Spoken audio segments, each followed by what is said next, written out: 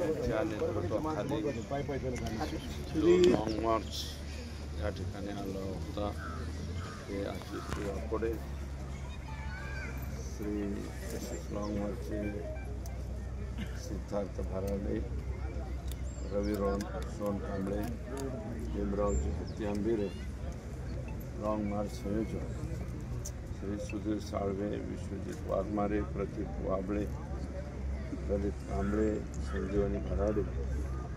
सुशीला सरगंज, सुनंदा सोनकांबळे, अमर सोनकांबळे आणि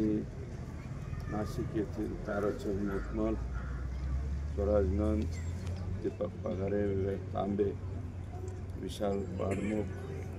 पुष्पा वाबळे, किरण कदम,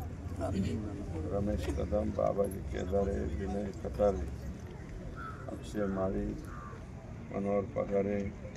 शिशुपाल गवई, रवी गुगेज, समाधान चव्हाण हे